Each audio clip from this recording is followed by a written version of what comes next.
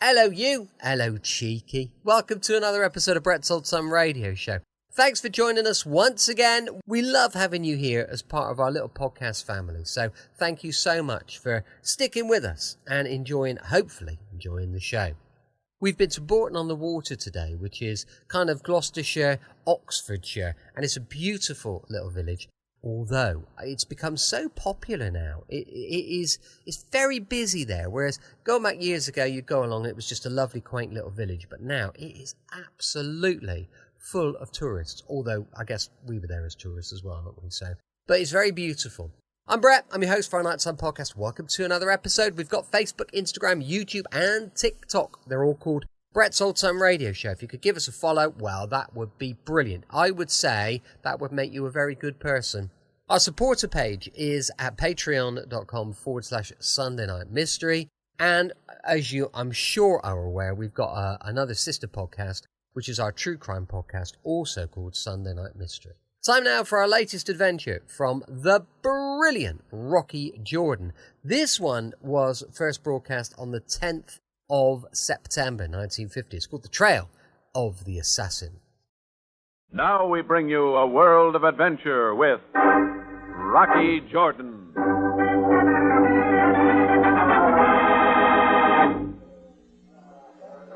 I'd been eyeing the guy sitting in the back booth for quite a while. Everybody in the Cafe Tambourine was having a good time but him. He was American, maybe 30, black hair, combed straight back. I thought I'd go back and say hello. He looked like a nice guy until I got close. Then I saw something in his eyes I didn't like. Fear. What do you want? What's the matter, buddy? Drinking alone, not good for you. I know what I'm doing. Oh, sure you do, but aren't you hitting the bottle kind of hard? Who are you? I own this place.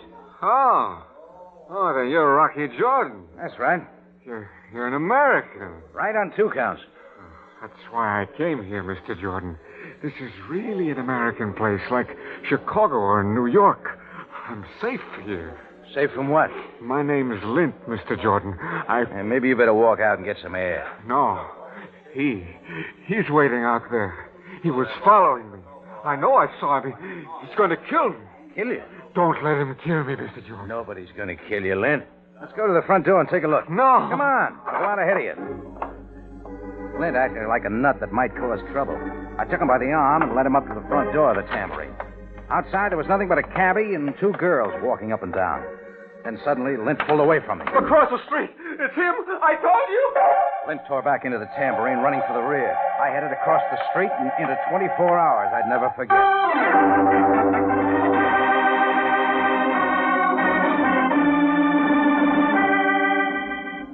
On a narrow street not far off Cairo's native quarter stands a Cafe Tambourine, run by Rocky Jordan.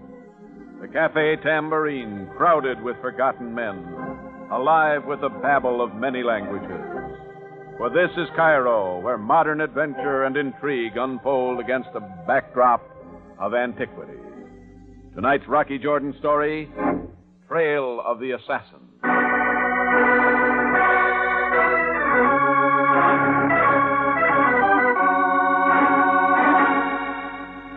He was American. His name was Lint. He was hitting the bottle a little too hard, and he was using my tambourine for a hiding place. The usual formula for trouble. He swore somebody was waiting just across the street to kill him. I got Lint to the door to have a look, but he tore himself away and ran back into the cafe. So I scouted the street alone. All I found was shadows cast by the streetlight. I checked the cabbie parked at the corner.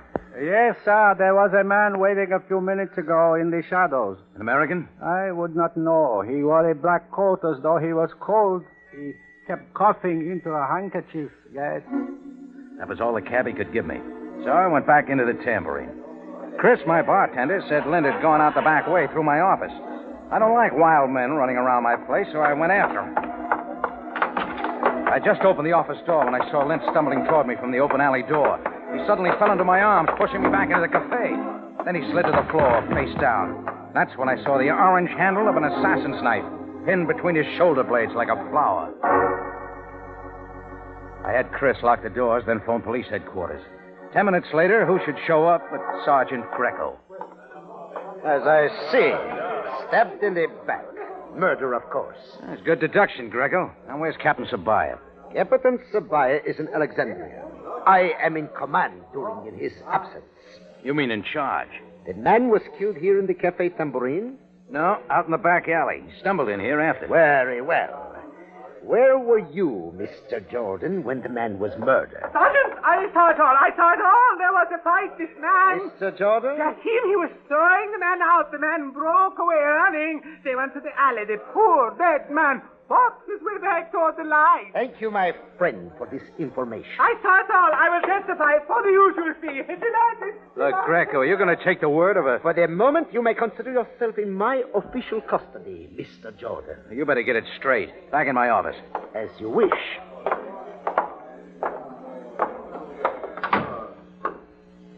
Now, there is only one question unanswered.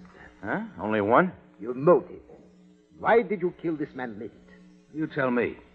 I advise you to cooperate, Mr. Jordan. Admit, this man was an old enemy of yours from America. You recognize the orange-handled dagger, didn't you, Greco? Of course. It is a type used by the tribe of Singori. That's right. Tribe of Singori, professional assassins. There have been too many murders in Cairo by those who would wish us to believe the tribe of Singori were the murderers. You will have to do better than that, Mr. Jordan. Why should I want to kill Lint? Never seen the guy before tonight. You Americans have a tendency toward violence. Okay. You win, Greco. I killed him. Excellent.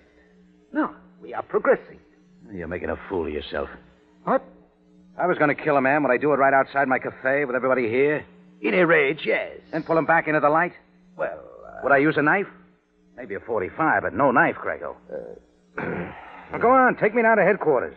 You look real good when Captain Sabaya gets back. As Captain Sabaya has done in the past, I hereby release you on your own recognizance. But I assure you, Mr. Jordan, I shall not rest until I have uncovered evidence to bring you to justice. Oh, what a brain. Also, your Cafe Tambourine will be declared off limits and closed until this affair is settled to my official satisfaction.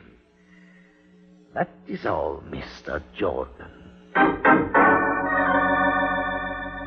Greco went out and took the names of the witnesses. I told Chris to go on home. In 20 minutes, the cafe was empty. I locked the front door and turned off the overhead lights. There was a spilled drink on the piano.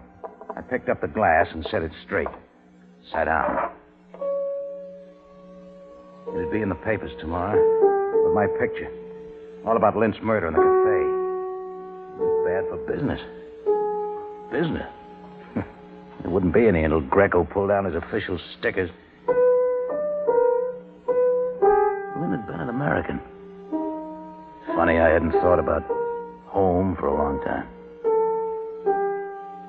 And it had been a real long time. Lint. Who was he? Who killed him and why?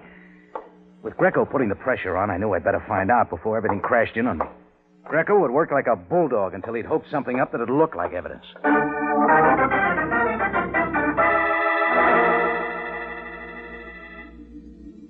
The next morning, I went to Mustafa Bey's shop down on the bazaar. In Cairo, 1950, he was one of the last true artisans making knives. Tempered blades, daggers, cutlasses. Mustafa Bey made them all. He was an old man. He knew everything that had happened in Cairo in the last 60 years.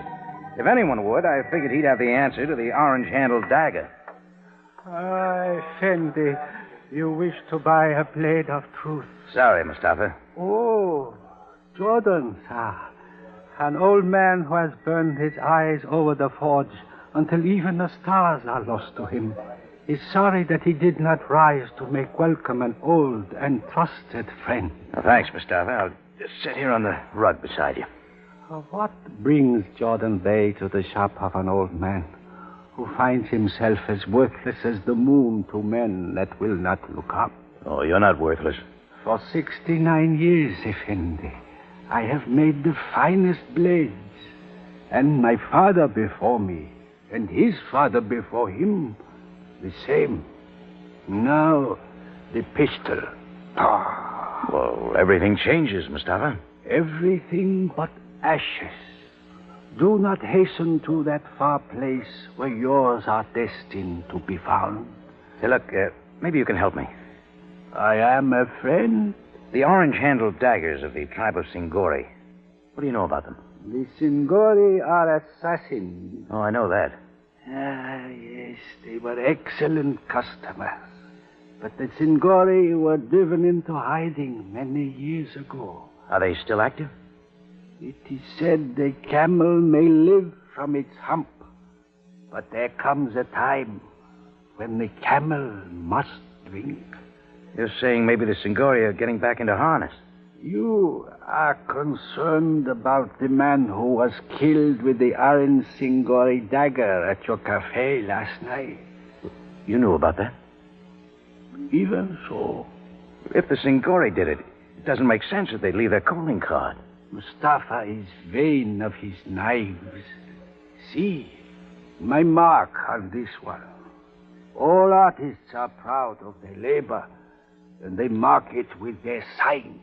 So the Singori always leave the sign of their work, the orange dagger. Unless... Go on, Mustafa. Unless someone kills and wishes to point to the innocent. Oh, meaning maybe somebody did the killing with the Singori dagger to make it look like the tribe of assassins. All things are possible. Thanks, Mustafa. You've been a big help.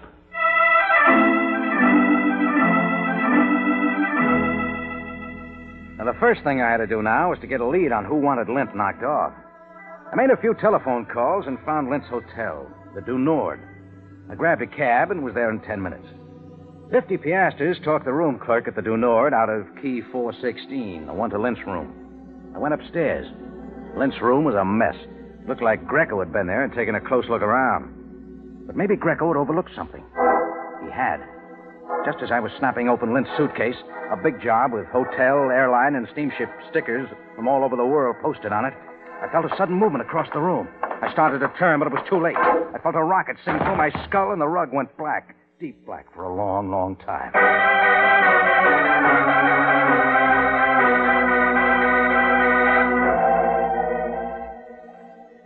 Are you all right now?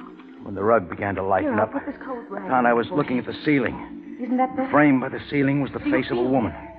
Red hair hanging down, almost touching my face. Can you hear me? Green eyes, cool against a cold, creamy Regis. tan.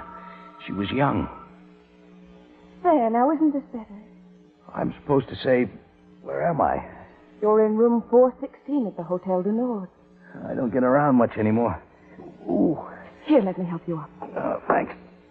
I heard a noise in here, and then a man ran out and left the door open.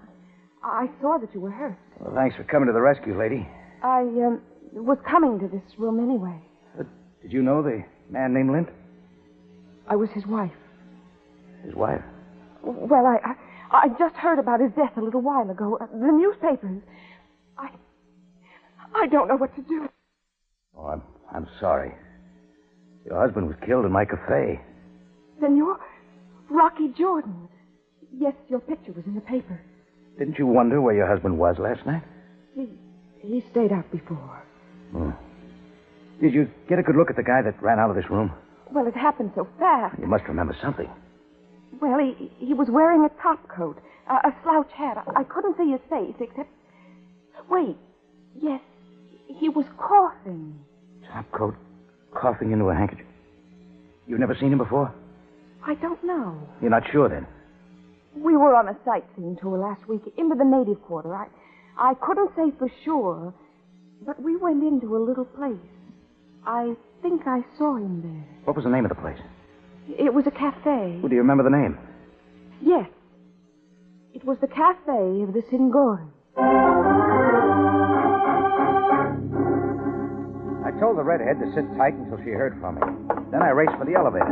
Down in the lobby, I ran into none other than Sergeant Greco. Well, Mr. Jordan, I hope you are not attempting to flee Cairo. I don't go to hotels to catch planes, Greco. Just a reminder.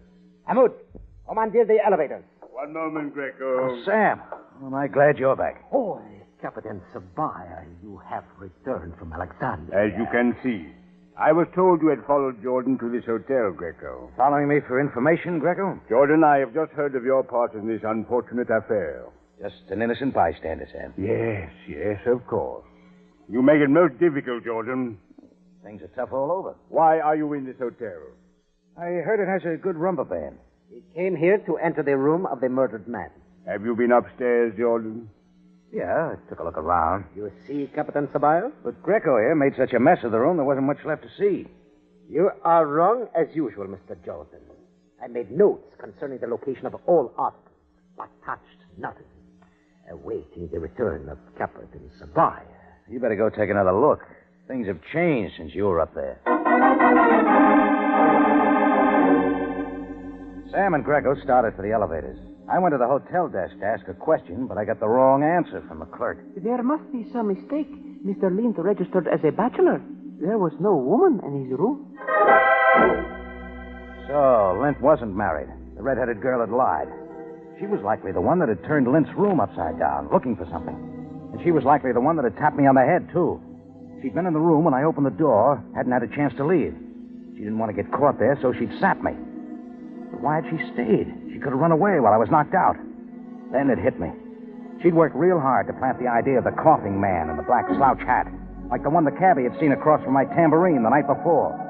She'd also mentioned the Cafe of the Singori. There was only one place to go now, deep into the native quarter, to the Cafe of the Singori. It could be a front for the headquarters of the assassin tribe.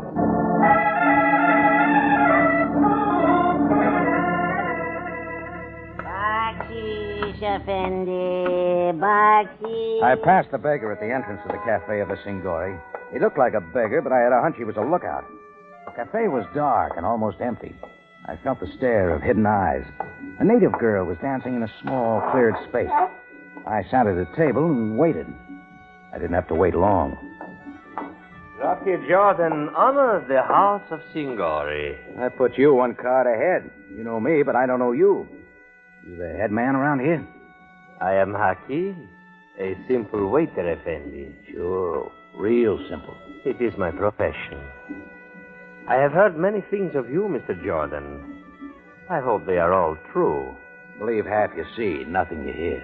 Estimable. It is a saying from a book of wisdom. No, it's a saying from 7th Avenue. Hakim considers it an honor to serve the wise Rocky Jordan. Oh, not so wise. I didn't come here for refreshments, Hakim. Oh? I can see you're real surprised. Perhaps Jordan Bay would care for company at his table. A man was killed in my cafe last night, Hakim. How unfortunate. Yeah, he thought so. Name was Lint.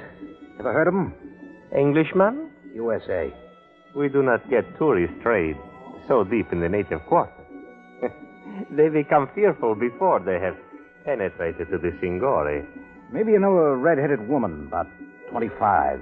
Creamy, tan, green eyes. Ah, that is beyond Hakim's hope of heaven. You had a customer here, maybe a week ago, an American, middle-aged, wears a black slouch hat, coughs a lot. Maybe he bought a little, service. I do not recall such a man, Effendi. But surely Rocky Jordan knows. The day of the tribe of Singori being hired as assassin is in the past. What kind of a knife are you carrying, Hakim? Inside your robe? None, Effendi. Well, let's take a look. Yeah, just like I thought. It's necessary for Hakim to protect himself in this low place of employment. 8-inch dagger. But you will notice, Effendi, the handle. Yeah, it's not orange. As I have said, the day of the assassin, alas, is over. All of you! It is all right. Sure, Hakim, sure. Effendi, listen. I must be careful here. Such a man as you have described has been seen in the quarter. It is said he is a man of great evil. Where can I find this man of great evil? It is said he lives at the Hotel of the Armenian, Davos, near the Fountain of Murcia. But Hakim does not know if this be true. Hakim wouldn't know the truth if it came dressed like the Sphinx. But Hakim knows where the man of evil lives, for sure. Here, Hakim. Oh, Mutashakir, Effendi. Give part of that to the dancing girl, will you? She's the only thing in here you can depend on.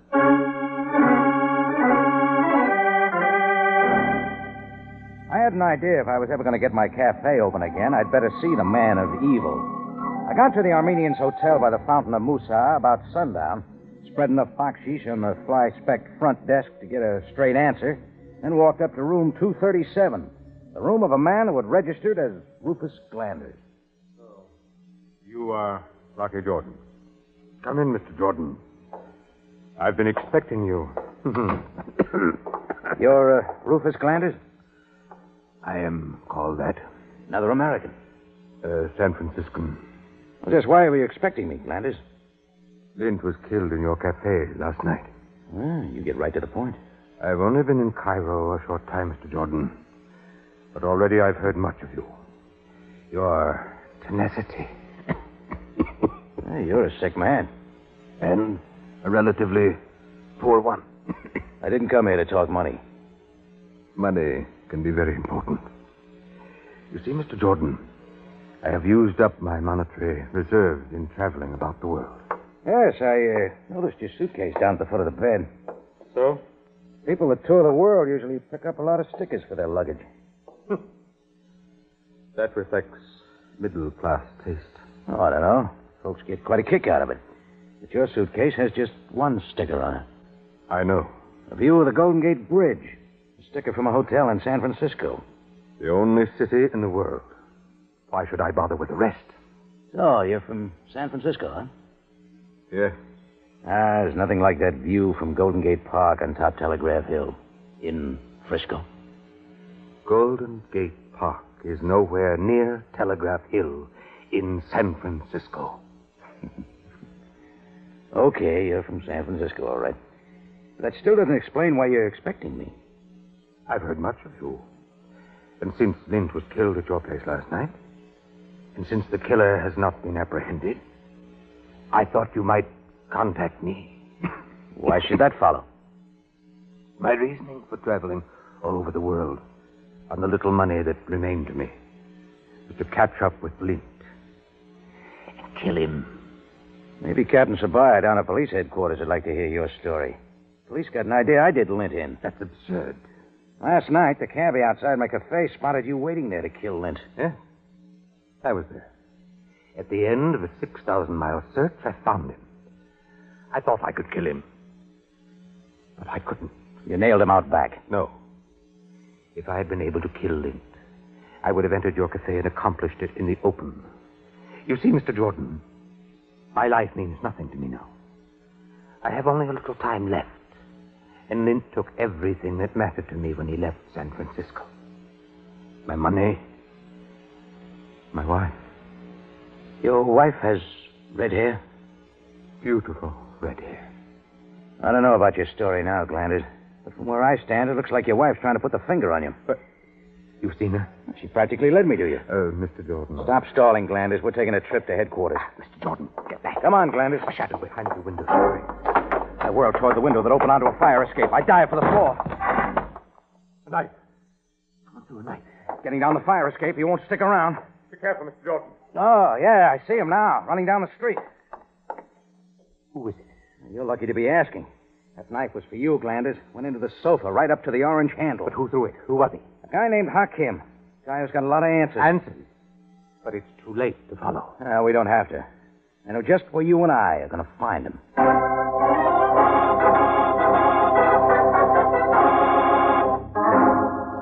In just a moment, Rocky Jordan returns with the ending to tonight's story.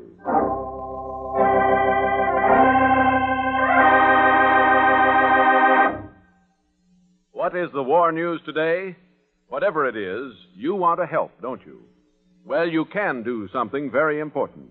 You can contribute a pint of your blood every 3 months through Red Cross. Again, Red Cross is the official agency to collect blood for the armed forces when and wherever needed. That need is now. We must build up a blood reserve, and we must continue to take care of the day-by-day needs of our community. If you are a normally healthy person between the ages of 21 and 60, will you call your local Red Cross and make an appointment for a blood donation? Call your local Red Cross.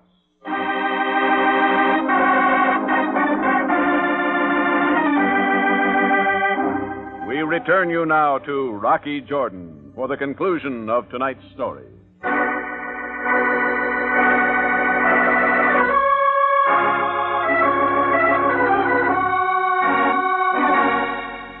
I headed out of the hotel room with Rufus Glanders in tow.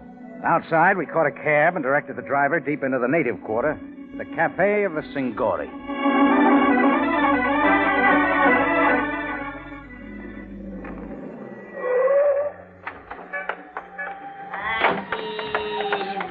The native watcher was still at the door as we went inside. This time I didn't take a table, but barreled on through into the back. That's where I surprised Hakim in a small cube-like room. Ah? Oh, you are us again, Jordan, sir. Breathing kind of heavy, aren't you, Hakim? It's been a most exceptional evening for business, Jordan, sir. Hey, I'll bet. You know my friend here. I have never set eyes on this rascal before. As he says, Effendi, we have not met. You forget fast. Who hired you to put a dagger into Lint's back, Hakim? Very funny joke. Was it the woman with red hair? I do not understand. Be careful, Jordan. I hope you know what you're doing. It was the red-headed woman, wasn't it, Hakim? She paid you to kill Lint. She also paid you to put me on the trail of Glanders here. So I'd go to him and be caught there when you slipped a dagger into him, too. I was to be the fall guy. What manner of lie is this? She knew the police were already suspicious of me. That'd be the payoff. Rocky Jordan, caught alone in a room with another dead American. Your funny story makes me laugh. Maybe this'll make you laugh, Hakim. I think the woman's here in this cafe right now. No, she is not. I'm so sure I'm going to call Captain Sabaya and have him search the place. No, you cannot do that. He'll make her talk. You know what she'll say, Hakim? She'll say, I paid Hakim the assassin 100 pounds to knife Lint and another 100 to kill Glanders. No lies. Careful, Jordan. He's dangerous. Hakim the assassin. No, she will not tell. Never. Hakim took off like he knew where he was going, and he did. Before I could move, I heard a noise in the hallway, and a woman stumbled into the room. It was the redhead, and she was wearing an orange corsage pinned over her heart, the orange handle of a Singori dagger. Just then, Captain Sam Sabaya came in with about 10 men. One of them had Hakim by the neck. Let me go, let me go. Hey, you got the right man, Sam. The woman is dead. Yes, she's dead. How'd you get here? Must it always follow you to trouble, Jordan? Well, she was asking for it, Sam. She was hiding out here. I'd spotted her in Lint's hotel room, and she had the idea that Glanders here was after her to kill her. Glanders? Who is he? I was her husband. She hired Hakim. No, Jordan. To kill Lint and Glanders. When I got mixed up in it, it looked like a good idea to make me the fall guy. I will have to have more information. Well, this is a good time for you to talk, Glanders. Well, when Lint left San Francisco, he took nearly all my money, ruined my business. He took my wife with him, too. I followed them all over the world. I was going to kill them. But when I caught up with them here in Cairo, I found I couldn't kill. I also learned that Lint had thrown her out without a dime. Reason enough for a woman to hire an assassin to kill him, Sam. She probably got the lead to the Singori on a sightseeing tour. Well, you were lucky, Glanders. You were next on her list. She was going to make sure you didn't catch up with her. Lucky? I suppose. I put the pressure on Hakim here, and he killed his client so she wouldn't be able to testify against him. No, Jordan, no. That's when you walked in, Sam. Jordan, is it possible that you will ever leave the matter of justice to those in authority? Oh, hold it, Sam. Greco was out to get me. Oh, yes. I shall discuss this with him. Then I can open up the tambourine? At once, if you so desire. But I didn't so desire. I headed back to the cafe with Rufus Glanders, but I just didn't feel like opening up. It was kind of late, and we sat down at the bar, and I mixed a couple of drinks. Delicious drink, Jordan. Thanks, Glanders. May I propose a toast to the United States and to those of us who can never return. Why can't you go home? The matter of Lint's theft? He juggled books in the firm, making me appear to be a criminal. It was a personal matter, one which I do not care to explain. So you can't go back? No, I can't go back. That's tough. You know San Francisco? Oh, yeah. Yeah, I had a cafe there once. Looking down on the Embarcadero, night, with the soft lights of the ships floating up to you through the fog. Cable cars, Fisherman's Wharf. Post Street. Forest Park. Forest Park? But that's in St. Louis. Yeah. Yeah, I know.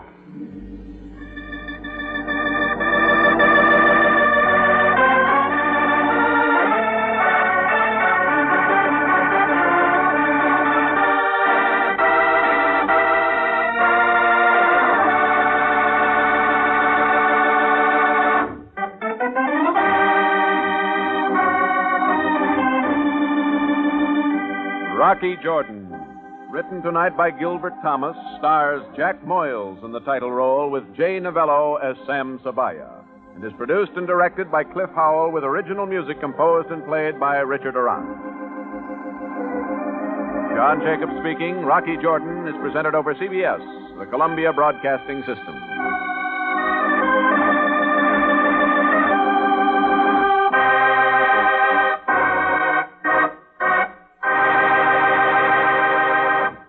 Welcome back. I hope you enjoyed our latest adventure with Rocky Jordan, and more adventure tomorrow. It's like an adventure feast, isn't it? Going live at 5 p.m. UK time tomorrow. We've got the Tales of the Texas Rangers.